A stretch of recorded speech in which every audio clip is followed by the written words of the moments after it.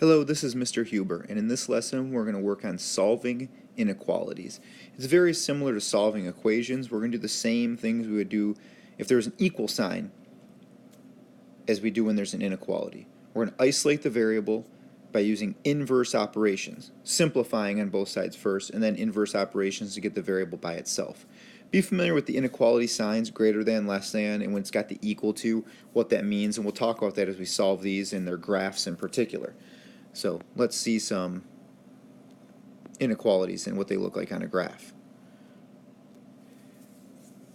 When we see x is less than negative 5, like right here, x is less than negative 5, if we were going to draw that on the number line, we would find a negative 5 and we would put an open circle at negative 5.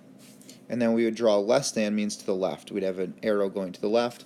All the numbers to the left of negative 5, all the numbers that are less than negative 5 would be our solutions. If we see the other side there was x is greater than or equal to 2, we're going to have a closed circle or a dot at 2 and then draw our arrow to the right. The reason for that is on that left side, the number that we see there, the negative 5, it is not one of the values for x, because x is just less than negative 5. So that open circle indicates that negative 5 is not one of the values for x, but just the numbers to the left of it. Over here, the equal to shows that 2 is one of the values that x could be. X could be greater than or equal to 2. So we include the 2 by putting the dot there, and then all the numbers that are greater than it as well.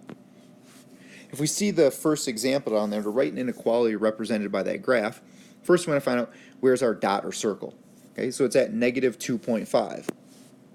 And we're going to the right of negative 2.5, so numbers that are greater than negative 2.5. So we have x, or whatever variable you want to pick, is greater than or equal to negative 2.5.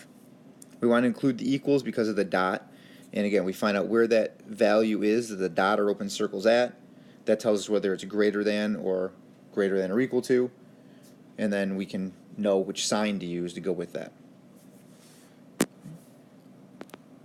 As we see a couple other examples here of equations that we can solve, or inequality, excuse me, and we're going to show how we can solve them just like equations.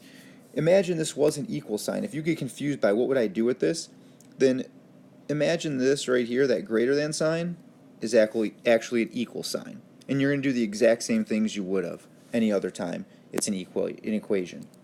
Okay, we're going to add or subtract, multiply or divide on both sides, do the same thing on both sides of the inequality sign, just like you do on both sides of the equation. So in this first example, we see 6x minus 9 is greater than negative 6. So we can add 9 to both sides. And we'll have 6x is greater than 3. And then we can divide both sides by 6. And we'll end up with x is greater than 1/2. Okay, x is greater than 3 over 6, which would be 1/2. And we could put that on a number line because we want to graph these. So the next step says solve the inequality and graph your solution. So our solution on a number line, make sure you're marking some important integers on your number line, and then know where that 1/2 would be. So 1/2 would be right here.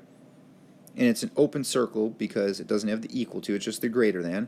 And greater than 1/2 will be to the right of 1/2 on the number line. So 1 is a solution for this inequality. 2.3 would be a solution.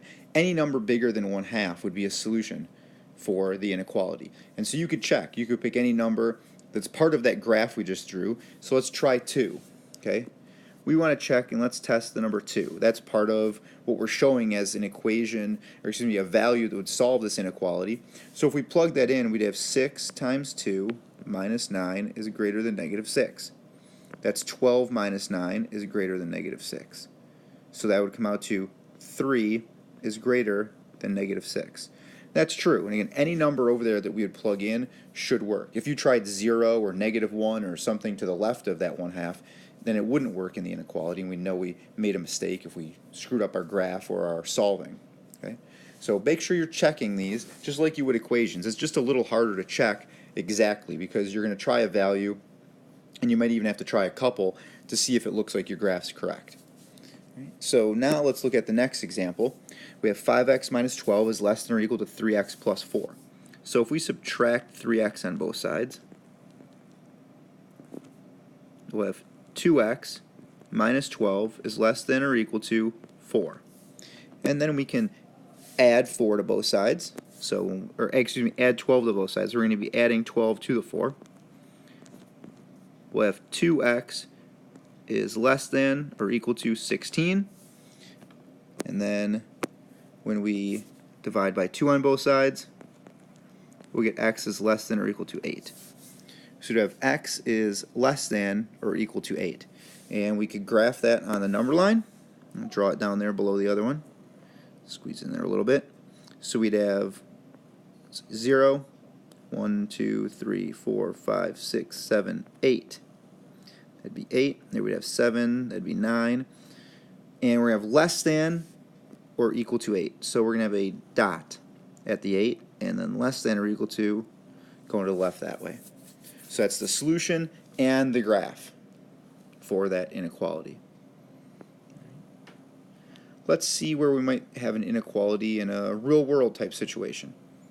So you're taking a bag on an airplane, and there might be size restrictions, weight restrictions, that's normal. In this case, the bag can weigh no more than 50 pounds. Right now our bag weighs 16.8 pounds. We want to find out how much more weight we can add to that bag. So let's write something out for this. Our bag weighs 16.8 pounds. We're going to add some weight. They gave us W to use there. Doesn't matter what variable we use. They're asking us to find the possible weight W, so we're going to use W. And it can be no more than 50 pounds. So that means it can be less than or equal to 50. Okay, 50 is no more than 50. So it could weigh 50 pounds, it could be equal to that, or less than that. And so then if we solved this inequality, we'd have minus 16.8 on both sides. And we'd have W is less than or equal to 33.2. So we can add up to 33.2 pounds. Up to 33.2 pounds, no more than 33.2 pounds, 33.2 pounds or less. So there's different ways you could word that to put it into words from the inequality that you see there. So we've got that inequality, and right here, right, we want to be able to turn that into words, understand what that means. What does that W less than or equal to 33.2 mean? It means we can add up to that weight to our bag. Right? Let's take a little break here, talk about glaciers.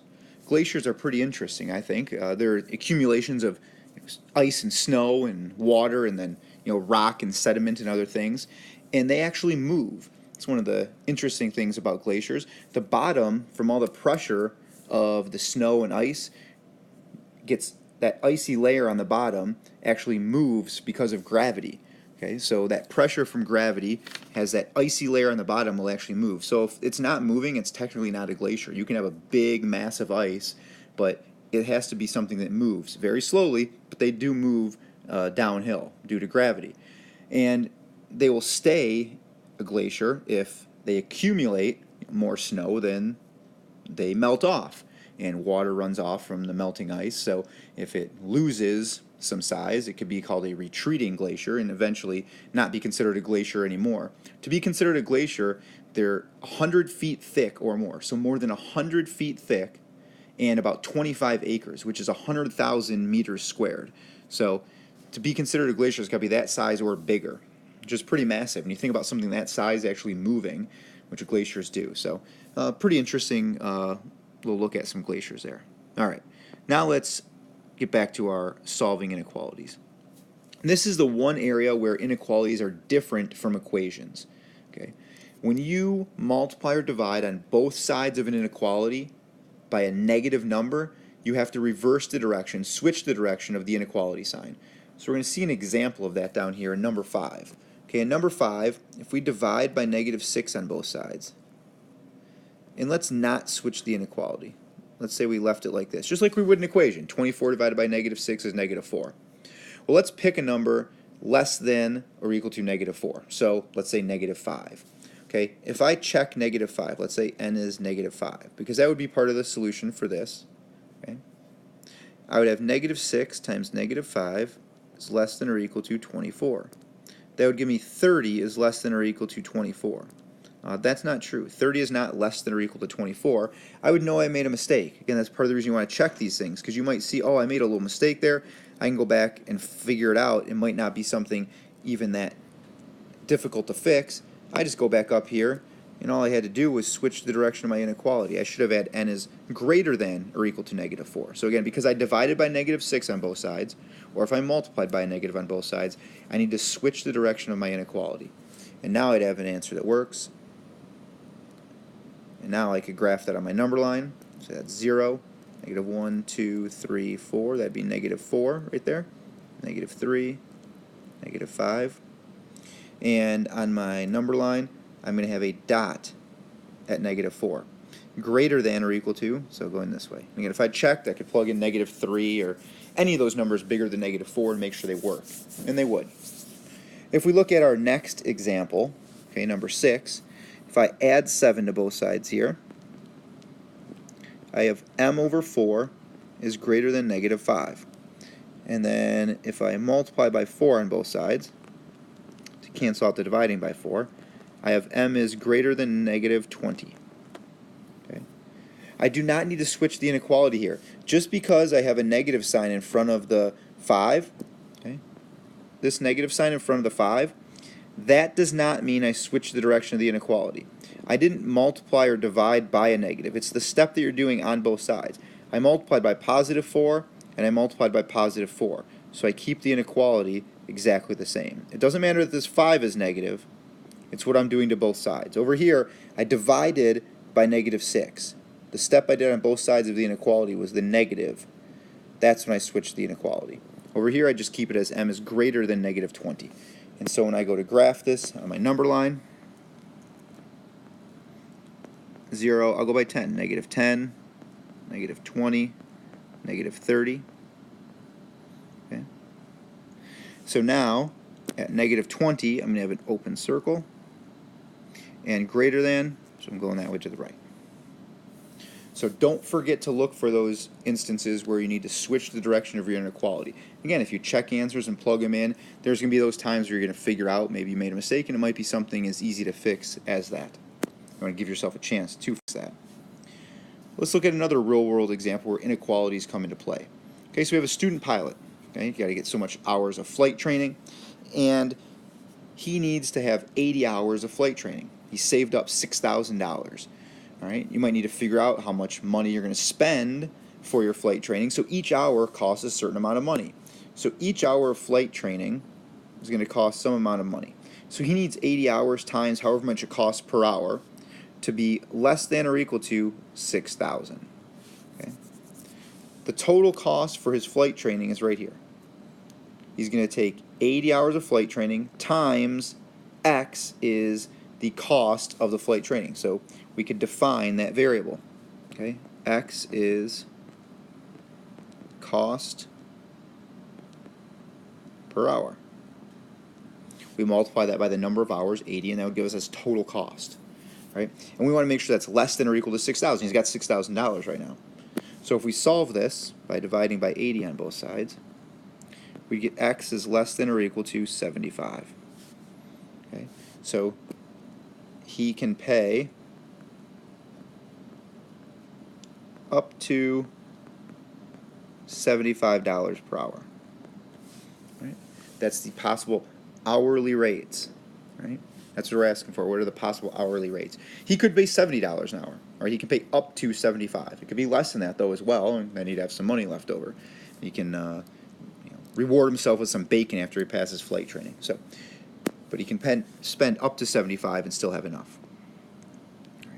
Now let's look at the one other aspect of inequalities, compound. That's where we have an inequality that has and or, just like a compound sentence. Okay. So in the left-sided example there, we see x is greater than negative 2. We also see x is less than or equal to 1. So we want to find where those graphs would overlap. Okay? This section of the graph right here is where they overlap. Because this can be and, we need it to be a solution for x is greater than -2 and x is less than or equal to 1. So both. We need to be a solution for both of those. Not just one, but one of them and the other one. So you can see in our graph down below where we've got the intersection here of those two graphs combined. So that means x is greater than -2. Right? We have the -2, and it's an open circle. So it's greater than -2, going this way, less than 1, going this way. They overlap, so this is the part of the graph that's our solution. Any number from -2, but not including -2, up to and including 1. And that's how we can write it out with the word and, or we can put it together. If it's an and inequality, we can see x is greater than -2 and also x is less than or equal to 1. To be a solution, we have to plug it in here and have it be a solution for both sides of this inequality. Okay? So like 0. 0 is greater than -2. 0 is also less than or equal to 1. It is both. It is a solution for this side and this side. And then if we look at our other inequality on the other side over there, we've got x is greater than or equal to 0. So that's what this graph looks like here. Then we've got x is less than -1. Less than -1. This is an or inequality. Okay? So in an or inequality, we want it to be a solution for one or the other. It can't be both. It'd be impossible for a number to be greater than or equal to 0 and also less than -1. It can't be both. So it's one or the other. And so we see that that's written out like this. Okay? With the word or, we don't combine them together like on this side because it can't be both of them. So it's separate inequalities and the graphs go separate directions like we see here. Okay? So now let's talk about solving and graphing a couple compound inequalities. All right, in number 8 here, we're going to solve both of these inequalities. So we're going to subtract 1 on both sides, and we're going to have 6 less than 2x. Over here we're going to divide by 3 on both sides, and it's going to be x is less than or equal to 6. When we divide by 2, we'll have 3 less than or equal to x. So that's the same thing as x is greater than 3. Those are the same thing, depending on how you want to write it. And, write the word and, x is less than or equal to 6. We need to write that. It's one inequality and the other. This is an instance where we could write this out as 3 less than x less than or equal to 6. Okay, we're saying x is greater than 3 and x is less than or equal to 6. Okay, when it's an and inequality, we can put them together in one inequality like we see there. And so when we go to graph this, okay, that's 0, 1, 2, 3, 4, 5, 6. It's going to be open circle at 3, dot at 6, and then in between, everything in between them as well. And that would be your solution for that inequality, and then the graph, what it looks like. Right? In the next example, we see another and inequality, again written as one inequality, not just with the word and in it. We can still solve this, and we're going to solve them both at the same time, both sides of the inequality. We subtract the 4 on both sides of both inequalities. So we have -11 less than or equal to -x less than -3. And now don't forget we have to divide by the -1 here to get that so that it's x, not -x. And when we do that, we're dividing by a negative. We have to switch the direction of the inequality, and we're switching the direction of both inequalities. And this would be the same as this inequality here. And we could graph that. So on our number line, 1, 2, 3, 4, 5, 6, 7, 8, 9, 10, 11. And then our inequality, like the last one, is going to be an open circle at 3, and a dot at 11. And that would be our inequality. And if we want to check that, we could pick any number that's in the shaded portion of our graph, right here. We could pick 4, 5, 6. I mean, you could pick 7.2, but I wouldn't do that. And when you pick a number in here, go on, plug it in for x, and make sure that it solves both sides of the inequality. It's got to solve this side and this side, both. Right? Let's look at one last example here, an OR inequality. Here, we want to see what that looks like. It's got the word OR written in between the two inequalities, and we're going to solve them both. So on the left side there, we can add 7 to both sides. We'll have m is greater than or equal to 4. Then we'll subtract 8 on both sides on the right inequality. And we'll get 2m is less than negative 4. And then if I divide by 2 on both sides, I'll get m is less than negative 2. Okay? M is greater than or equal to 4, or m is less than negative 2. Write the word or in there so we know that those two inequalities, this is our solution right here. And then what would it look like? Well, we'll put it on our number line. 0, negative 1, negative 2, 1, 2, 3, 4. And we've got less than negative 2. So less than negative 2, open circle, less than. Greater than or equal to 4, greater than or equal to means a dot, and then going that way. Again, or inequality, the graph is going to look like this almost every time, where you're going to have your two graphs going opposite directions, not overlapping. It's one or the other. It'd be impossible to have something that's a solution for both sides of that inequality. There's no number that would be greater than or equal to 4 and also less than negative 2. Pick a number greater than or equal to 4, like 5. 5 is not less than negative 2. Okay, so that's why it's or. It's a solution for one or the other. It can't be a solution for both.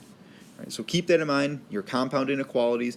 And again, when you're solving inequalities, you're essentially doing the same thing you would with an equal sign. If you get confused by the less than or greater than, think, if it was an equal sign, what would I do? And do those same steps. The only difference is when we multiply or divide by a negative, be sure to reverse the order, switch the direction of those inequalities, and you should be good to go. And then just practice making sure you're understanding those dots and circles and how to get these graphs and inequalities matched up correctly.